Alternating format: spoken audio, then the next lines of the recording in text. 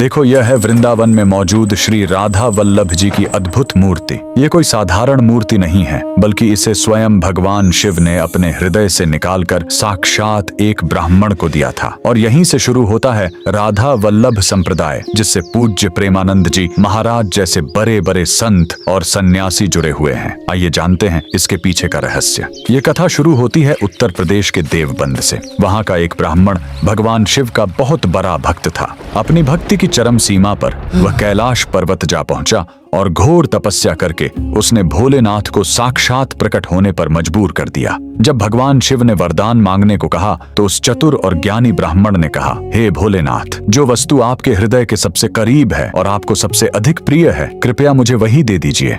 तब महादेव ने मुस्कुराते हुए अपने हृदय के भीतर से श्री कृष्ण की एक अत्यंत मोहक मूर्ति निकाली और उस ब्राह्मण को सौंप दी। भगवान शिव ने बताया कि यह देखने में भले ही कृष्ण है, लेकिन यह कोई साधारण मूर्ति नहीं है। इसके रोम रोम में और कण कण में साक्षात राधा रानी बसी हुई है। वह ब्राह्मण खुशी खुशी उस मूर्ति को लेकर अपने घर आ गया। पीढ़ियों तक उस शिव प्रदत्त मूर्ति की पूजा होती रही। 16वीं शताब्दी आते आते यह पवित्र मूर्ति उसी वंश के आत्मदेव नामक ब्राह्मण के पास आई, जो अपने पूर्वजों के नियमों के अनुसार पूरी निष्ठा से इसकी सेवा कर रहा था। उसी दौरान श्री राधा रानी के एक परम भक्त श्री हित हरिवंश महाप्रभु सन्यास के मार्ग पर चलते हुए वृंदावन की ओर जा रहे थे। रास्ते में रात के समय उन्हें स्वप्न में साक्षात राधा रानी के दर्शन हुए। राधा रानी ने उन्हें आदेश दिया कि वे आत्मदेव ब्राह्मण की पुत्रियों से विवाह करें और दहेज में भगवान शिव की दी हुई उस अद्भुत मूर्ति को मांग लें। अपनी आराध्या का आदेश मानकर उन्होंने ठीक वैसा ही किया।